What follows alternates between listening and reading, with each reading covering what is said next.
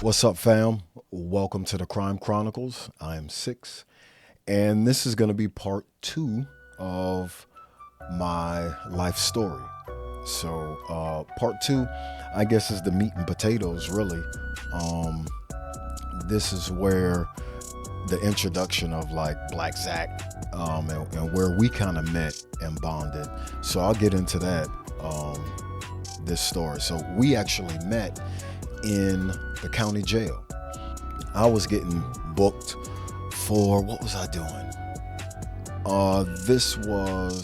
So I had got busted with some concrete stuff at that time.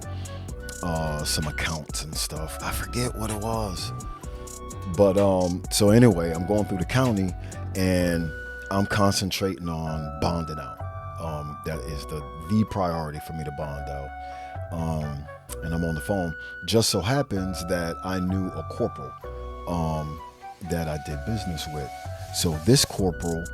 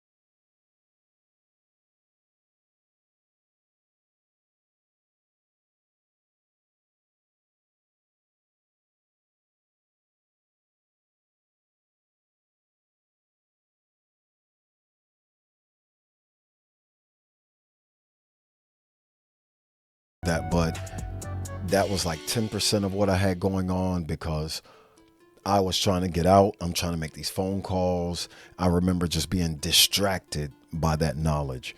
Anyway, so later on, it's about time to go to the back, and this is after 8 hours or so. I guess me and Zach gravitated to each other, and we didn't know that we were going together. We went back to Orient, and these beginning dorms, he went this way, I went that way, but maybe a week into it, we wound up going to Falkenberg together, which was just the irony of stuff. And then not only going to Falkenberg, we went to the same dorm. So I'm like, how crazy is that? And we just go to talking, and it turns out that this guy is like my soulmate. I don't know if you know a person that like you can just talk to, and you guys have that common hobby, and so you just talk and talk and talk, and conversation is easy, and that's how we became. So I'd be playing chess. We would wake up maybe 7 a.m, and it was still dark, and but the officer had just switched.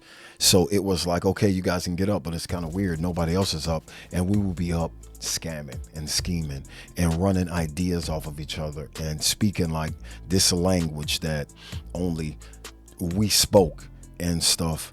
And so we devised a scheme in Falkenberg. Zach had what was called these convenience checks. And back then, if you had like a large amount of, and they don't do those anymore, I don't think.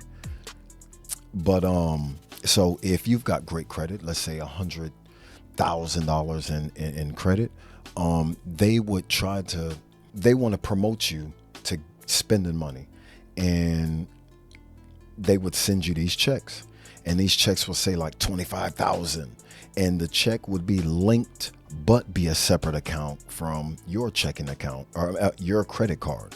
He had these by the boatload, and I had the people.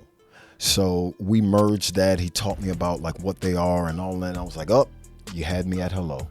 I had someone on the outside. So, we just devised this thing, and we were, so from on the inside, we were going around to people and saying, man, your baby mama got an account. So we'll drop something in it. We get 60%, and bada boom, bada bing. So we did that. And I had another guy that was on the outside. The 60% was because 10% went to him, and he just ran it, and he was trustworthy. That, I think, was Zach's issue, where he didn't have and never really had like trustworthy people. And I think I more inspired trust with the people that I dealt with, because everything was always fair. It wasn't that I was buying your loyalty, I was becoming another part of your income. So it's not only that, like, here's this money for this job, but between jobs, like, here's a loan, here's an advance, here's a phone call for this, here's the know-how to get this done, here's the such and such. So I incorporate you in that network. Anyway, we made maybe about 15 grand is how I remember it. Within like a how long was I fighting that case? Maybe a 2-month span. We made 15 grand, and I'm gonna tell you, Zach's thing was, let me get 250 bucks, and your promise, like your word, that once you get clear of this stuff, you'll get me out. Like, what he wanted was this lawyer in Sarasota. He had a case in Sarasota back then, so he had a Tampa issue and a Sarasota issue. I wind up with all the proceeds, because he just, I'm the controlling all the money, but I'm a man of my absolute word, so all of this money is in mine. But he's like, man, listen, 250 bucks, bro. And anyway, so I get a lawyer. Through the grace of God, I was able to get the in-house drug treatment program for my issues. So which happened to be right across the hall, like in a different dorm. I did the program, successfully graduated, and on getting out, I had all this information, and we were talking in jail. We would make phone calls to mutual people. The guy actually that was working for us, I saw him on the way out, peace, I got you. And I had him. I did that. And we got him concluded in Tampa. He went to Sarasota. He wanted Brett, forget the guy's name, McAfee, but he wanted that lawyer specifically. He charged $2,500, maybe $3,000 for a court appearance. That appearance was enough. It concluded whatever he had going on. Boom, Zach gets out.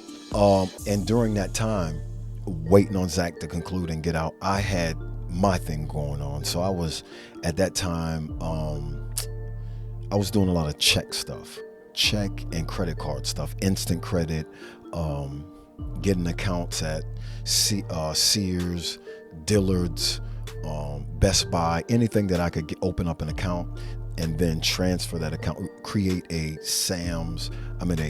let's say Sears MasterCard, Best Buy Visa or whatever. So in essence, I had that Visa card, and then I was renting cars with that ID and that Visa card, and not selling the cars, not at that time, was renting out the cars. So I had like maybe 8 cars rented out and getting this residual check from all these guys, and then I was getting merchandise and all of that. Anyway, I had my own thing going, and Zach pops out. Zach and Madison got together. Zach more wanted to find Madison because she was doing her own thing. And then so they reunited. That was a business. Like, Madison and Zach, for whatever purposes, weren't, I would kind of classify them as kind of a toxic relationship, but in a business sense, they were a team. And for all the reasons and stuff that Miss Madison and I didn't get along, Her scamming and fraud prowess was second to none. She was very assertive. Um, she played the rich white woman Karen to perfection. So we became this professional admiration for each other, or not admiration, but respect for each other. This was before that happened. Now I didn't like her. And once Zach got out and they back merged again, the business dynamic between Zach and I changed because Madison really ran the show. Um, so our dynamic changed, and I started doing things that they were doing, but as it was us. And I felt like we should be doing different things and kind of bigger things. And we had met for a dinner, and we sat in a restaurant, and my exact words were, we need to stop nickel and diming and start big timing. And Madison snapped. There was like this rift. We parted ways. So, and it was kind of it wasn't nothing crazy, crazy, but it was alpha, alpha. And so we parted. And that was, me and Zach kind of shook hands on it. Like, because I understand it's your woman or me. So we parted. They went to Atlanta. Fast forward, um, Zach and I had met a guy in jail named Kinko, and Kinko was merged, linked with Zach, and heard that he had stuff and things. So Kinko had something going on, and Zach reached out to him. He needed a person to open up a bank account, and Kinko's like, "Yep, I got a person," but he wants a cut. So that was a big thing because there was a substantial amount of money involved in that. So Kinko, who don't trust Jesus, was like, "Hey, Six, I want you to oversee the transaction." And I'm like, "I'm no babysitter, bro." They're like, "We'll pay you $1,000." I was like, "Well, I'll pack the pacifier bib. What time does he go to bed by?" So this was in Atlanta. So we flew up, me and this white boy. We flew up to Atlanta, see Zach. They were hoteled in Atlanta, but somewhere else. Zach came, we shook hands and stuff. I had this folder, and this folder had all the white boys' particulars. It had these two debit cards, and the ID, and the itinerary, the bank accounts he needed them to open, the post office boxes, and blah, blah, blah, because Zach is a very organized person. So I'm looking, and I'm reviewing the stuff, seeing what's going on, seeing the lick. Somehow, the debit cards slid out. So when they got it back or whatever, I can't remember why. There wasn't a malicious reason. I had the debit cards assigned to this account. They left, and no, before they left, they were like, "Yeah, we're gonna go do whatever. Yeah, we don't need you to go."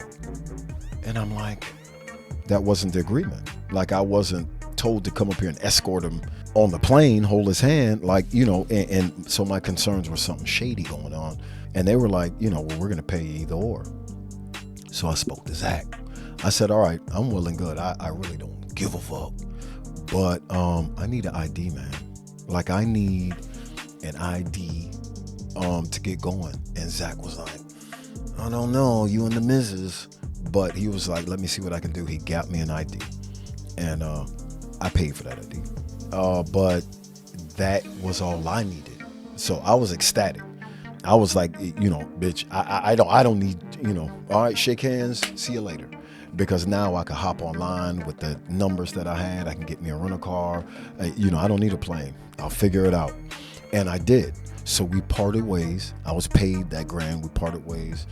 And Zach winds up going to jail. And then I later went to jail. And then I went to prison. And I heard that Zach had went to prison. So I go to prison, And this was a rough, this was the rough bid I had. It sort of, kind of, because like I didn't have, I think my sister was locked up at that time still, and I didn't have much. If she was out, there was only so much that I would ask her to do. Like I'm not the type to like pull on my family. Like I never asked my mom for a dollar, and she would send me money because that's just how she is.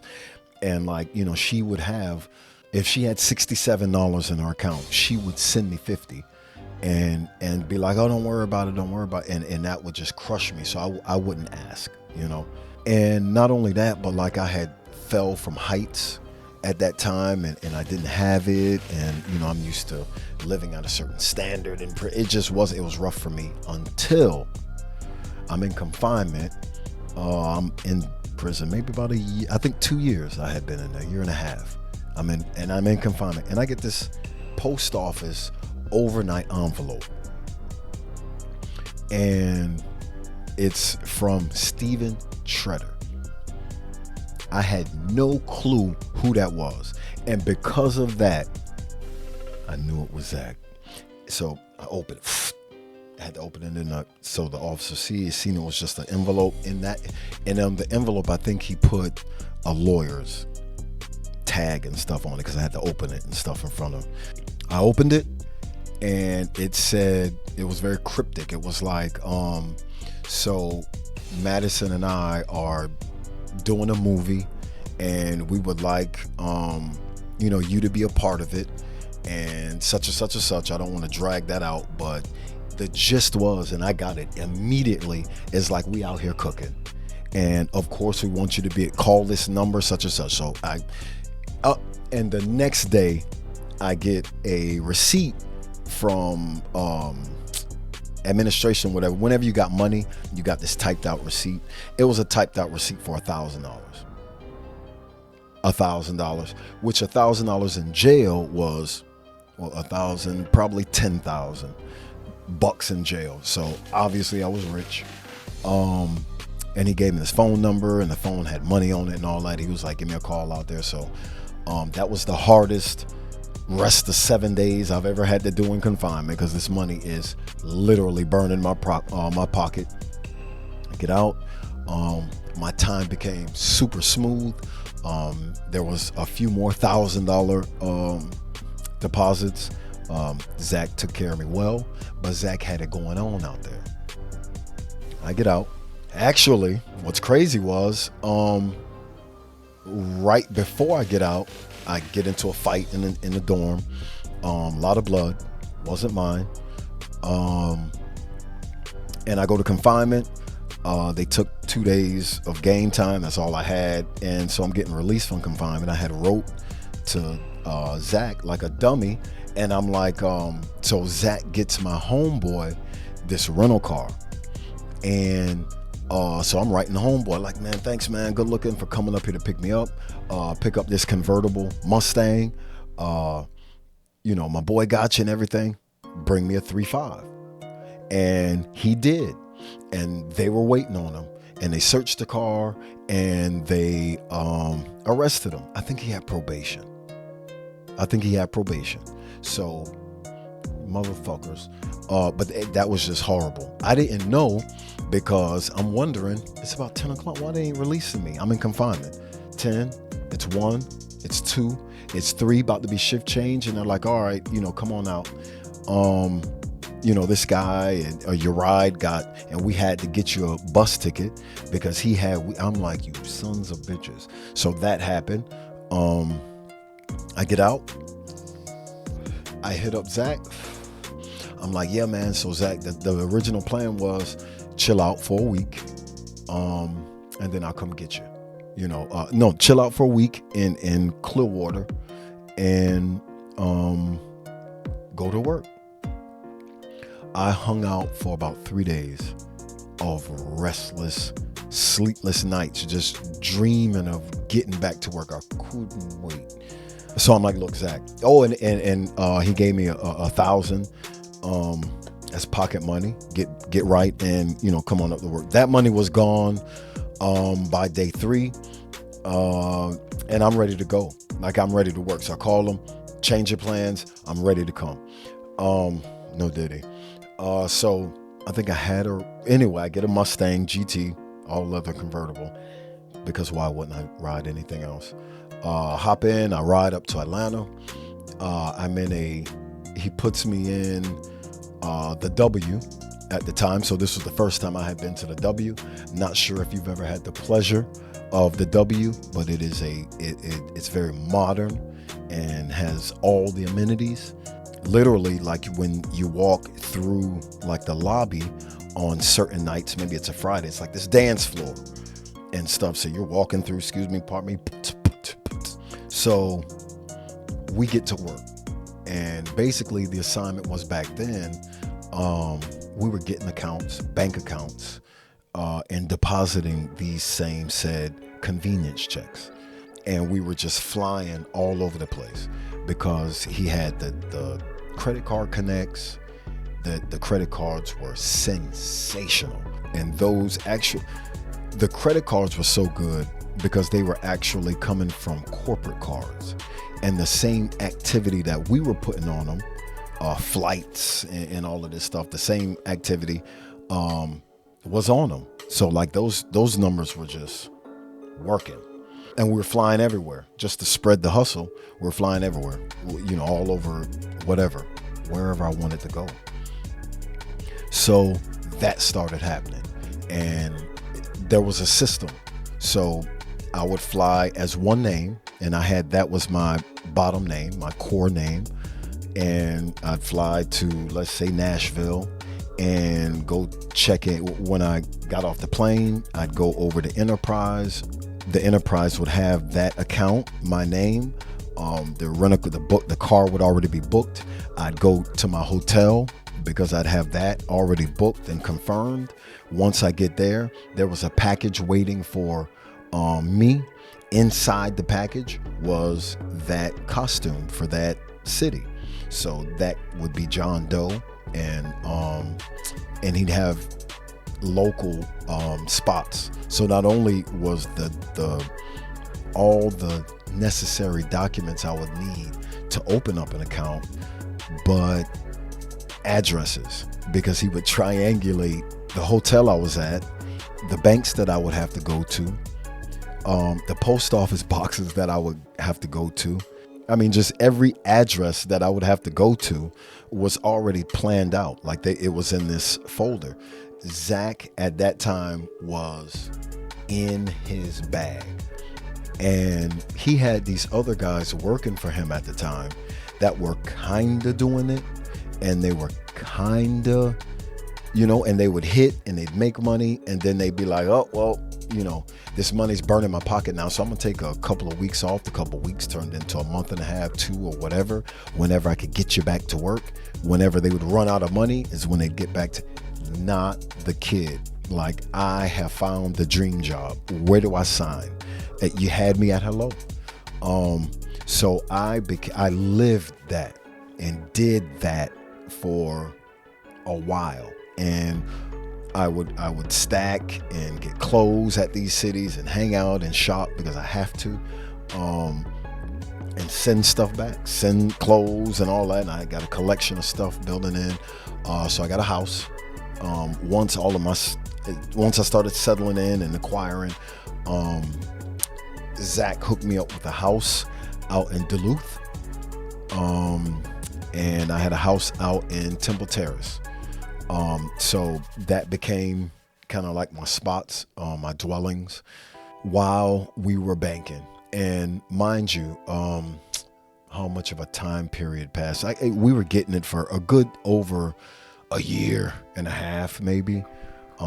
Time just eludes me, but we were getting it in. And I don't want to put dollar figures on what was going on, but each account was valued, 25, 30 grand, 40 grand, 70 grand, with these opening up these convenience checks. So, and we were doing this for a very long time. Mind you, it would be city, 3 days, city, 3 days, city, 3 days, city, 3 days, city, and then I would just chill out. And then city, I enjoy working. Like there's an addiction, and Zach was my plug, and it just was just feeding nonstop work, and he speaks the language, and it was absolutely the team of Zach and Madison, because Madison and I developed this thing where so we were doing instant credits, and wherever I would go, so instant credit is I've got an ID, I've got a second form, and I walk in and to Dillard's or wherever it is, and what made Madison and I sharp was a Circuit City thing. So we would go in and, hey, I'd like to apply for instant credit. Wonderful.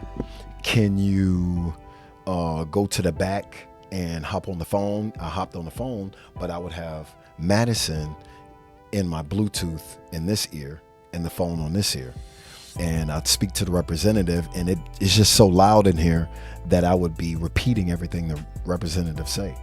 And so they would ask me questions on the LexisNexis report, which is a detailed report of your credit. Not only what accounts you have, the balance, what color the car is, where it is, your known relatives, all of that. They would look at this report to ask you these certain questions, or the questions came from this report and the information on that report. And it just so happened that Miss Madison is in a swank hotel, sitting Indian style with 1, 2, 3, 4, 5, the whole LexisNexis report spread out in front of her in my ear.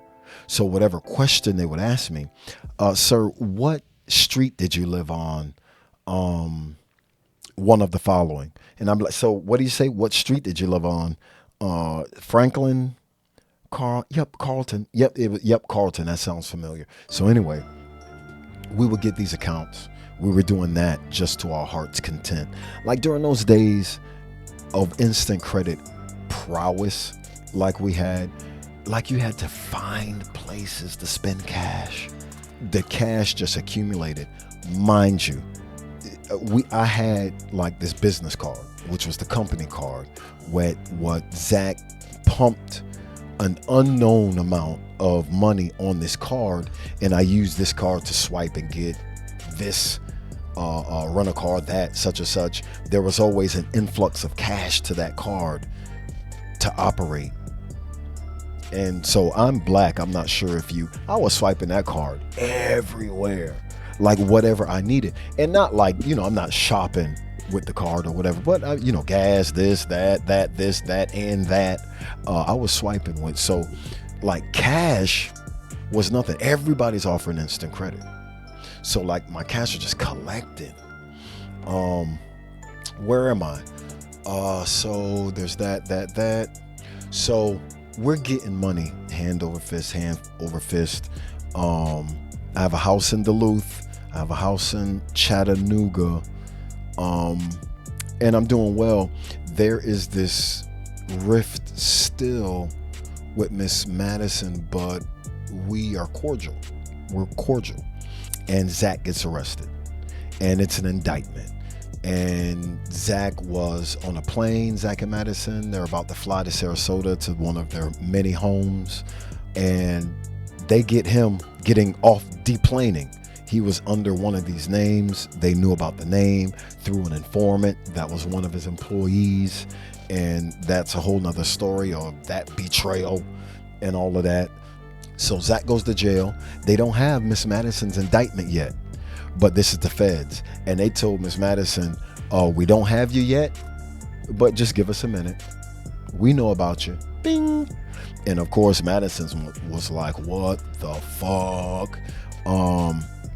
And so there was this mad dash. But Miss Madison was we're in this dire situation, but she was kind of doing her own thing, but knew that I was an ally, yet she wasn't relying on me. She had her own thing that she was doing, but I wasn't a part of that, but I was included in it. So one morning, I'm on the way. Me and Miss Madison about to go to Rooms to Go and furnish my Duluth place with some sensational what is it? God, I want to tell you guys the name of this leather. It's thick and brown. Anyway, so we're on our way to do that. I'm on my way. I was talking more to Madison. Turn around. I forgot something. On the way to it again, Zach calls. I think they just got my girl. I'm like, pardon me? Like, yeah, I think they just got my girl. I was on the phone with her, and then she's like, hold on, somebody's knocking like the police. It was the police. So when I pull up, the feds are there, and yeah, the feds are there. So I'm like, well, what the fuck? That's crazy, man. I'm looking, and Zach says that if they get a hold of this duffel bag that they had in there, it's over for them. It's curtains. And I'm like, damn, bro. And that's in the back of my head when I pull up and stuff. But I'm noticing all the guys are outside. They're not entering. So when I go up to them, I look and I'm like, man, hey, man, what's going on? Such and such. Where's Kathy? Well, that's not Kathy. I'm like, no, I just met her on Tinder. Christian Mingle. And yeah, no, she's not such and such. I'm like, man, if something was a little off. But man, that's crazy. Hey, you mind if I get my shit? And I'm like, yeah, go ahead. Suits me. So I go up there. I grab the duffel bag. I have to squeeze it fucking open. It's the long kind of duffel bag. It's got all this shit in it. I'm trying to hold it like it's no big deal. It's burning like my traps. And I was in an Acura back then, TL Type S. Popped the trunk with my key. Tossed it in the back. I'm like, listen, man, guys, take it easy, stay safe. I get out of there cleared. I've got the duffel bag. I tell Zach, he's relieved and all of that. So there's that. There was this power struggle when she went in and he was in. So they were trying to get at the money. It was just these two people trying to. Zach didn't fully trust me then, so it's like I can't give you the keys. In the meantime, like she was attempting to gain control of it before I guess I did. So in that, she trusted these girls. The girls happened to be the girls that told on her for like the reward money or the turn-in money or whatever. So there was just this horrible, that thing happened. So I wasn't able to reclaim any of the money. The girls wound up being pieces of crap. I didn't know at the time, so they told me like, yeah, such and such, the feds say they're coming. I left to my Tampa house, Temple Terrace house, for like these few days. I went to come back. They have just robbed me clean. I went back. There was no furniture in there. There was nothing. That happened. And I got them back. I wound up, because I found out their real names and stuff. So I just rent-a-centered everything, every kind of account that I could open with their name that would continue to allow me to open it. I just kept opening accounts and sending it right to her. It just opened everything. Pizzas, I deliver everything. Just ruined that address. They moved, and so did I. But anyway, that's a different video. So that happened. And because of all of that kind of turmoil in Atlanta, obviously it was time for me to go. So I left and fled to Temple Terrace, and I had a house down here. So I'm chilling down here. I'm kind of staying low profile for a little while, trying to figure it all out. And while that was happening, I had a deal that went south. Someone actually told on me, as I find out in prison and reading through discoveries, doing my due diligence, because I always have a paid attorney and I pay to learn these things. So I found out, who was telling on me. Well, anyway, so feds came and got me, or the Economic Crimes Division, were staked out and learned of where I was and everything. I go to jail. But before I went to jail, like there was this period of time in Tampa. And I did well in Tampa. I bought this little Audi TTS So I had the Audi and the Acura. I wasn't riding motorcycles then, but yeah, I was chilling. I was chilling during that time. And so really what I was doing was living, kind of eating off of that duffel bag. That duffel bag was a plethora of a wealth of resources in there. And it was just mostly like instant credit stuff. So I still had access to an ID man at that time. And I was just getting IDs, instant credit accounts, again, trying to figure out where to spend cash because instant credit is everywhere and eating like that. So, and then I went to jail, of course, because of the rat, couple years, and got out, which will be part 3. Oh, yeah, so there's that. Listen, guys, thank you for staying with me and listening to me chronicle kind of my story. That's me. And it's gotten me to this point here, which is a reformed ex-con who is doing everything the right way. But this is a part of that journey. Like, I'm not only documenting it, but I'm taking all my life lessons, honing it into this craft, and giving it to you. Also, I want to show kind of how I've progressed in understanding the YouTube technology, and I'm bringing guys with me. Like, I also do image consulting. So I've got 3 guys that I've kind of assist in the 6-month process. And they're not ready to come on the page and talk about that. That's kind of like personal to them, but along with growing with them, I'm growing, the channel's growing, you guys are growing with me. We're closer and closer to giving away one of the 6 t-shirts, Crime Chronicles t-shirts. We are almost at that 1,000 subscriber mark. Thank you guys for staying with me and growing with me up until this point. Remember, like, subscribe, and yeah, peace.